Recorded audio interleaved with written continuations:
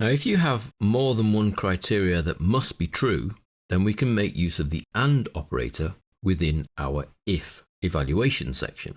So if we take the and/or working file and look at the simple sheet, this has a number of dancers and their score for 3 exams that they've sat this year. Now, if they happen to achieve greater than 55% in every single one of those exams, then they pass the year. So let's have a look at how we could achieve that with an if. Now, we could do nested ifs, say if the first exam is greater than 55%, then let's check if the second exam is greater than 55%, and then let's check if the third exam is greater than 55%. Or we can check all 3 in one go by using an AND. So we start with our if, open brackets. Then our AND operator works a bit strangely because it works like a function really, is AND open brackets, and then we put our logical conditions in. So B2 must be greater than or equal to 55%. So in a function that needs to be 0.55, comma, but our result for exam 2 must also be greater than or equal to 0.55, comma, and our exam result for exam 3 must be greater than or equal to 0.55. And then because that's the final condition, we close our bracket for the AND operator. So effectively we're saying and that one, that one, and that one must all be true. If they are, then the person happens to have passed their year. If not, so even if one of them doesn't meet the 55% requirement, then they get a fail. Close brackets. And that actually is a shorter and easier function to write than 3 nested ifs. Return, and poor Jill again has failed. Everything stays relative here, the C2, the D2 and the B2, so we can replicate that formula. And we have Sally managing to pass, John's a fail, Jane's a pass, fail for Mike, even though he had 2 very high scores, he's failed 1 exam, therefore he's failed the year, pass for Gemma, and then a fail again for Zoe. So that's using the AND operator inside the if statement. Now that AND operator can be used in a more complicated format with our graded sheet, where we're actually looking to give a grade. So not just whether they've passed or failed, but whether they've achieved merit or distinction. And in order to get the merit or distinction badge, they must meet the requirements for every single exam. So although Sally here has got a distinction in exam 1 and then 2 passes, she would not get a distinction for the year because she hasn't effectively got 3 distinctions.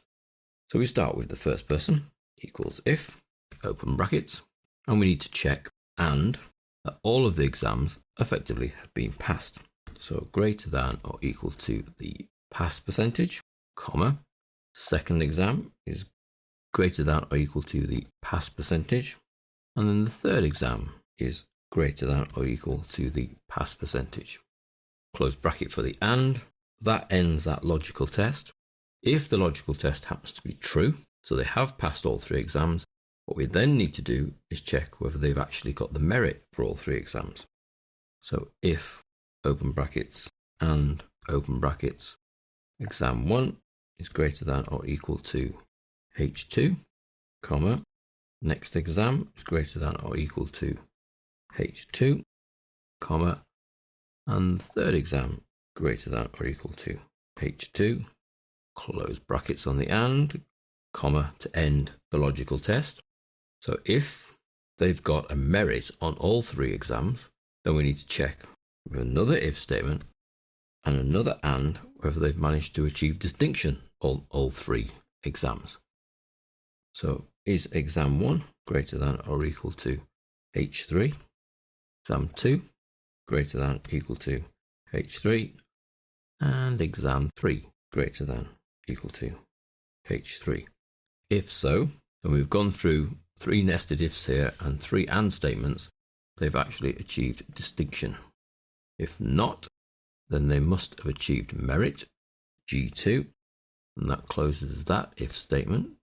Then we need to be the false for the previous if statement, which will give them a pass, which is G1, and then we need to be the false for the outer if statement, which is a fail, which we don't have a label for, but we can type in. and then close the round brackets for the outer if. So that actually gets to be quite a complicated statement, and it happens to show that Jill has failed. What we also need to do is make absolute all of the references to the merit, pass, and distinction cells and values, which have been used quite extensively in each of our 3 ands, and then in the label outputs. And return. All the absolute making does is allow us to copy that formula. And we see Sally has passed, then there's a fail, then there's a pass, then a fail, then a pass, then a fail. Now, if Gemma here happened to get a distinction in her last exam as well, would she get a distinction for the year? Yes, she would. So the logic in there is working. Notice that that is actually quite a long formula, and I've had to extend the line by clicking the little arrow at the end here. So we can collapse it and then extend it should we need to read some more. That is quite a useful option for very long statements, and some of these nested ifs can get very long. So that's the AND statement used within the if. Works like a function really, because you put the name first and open brackets, and then each of the criteria that must be true are separated by commas.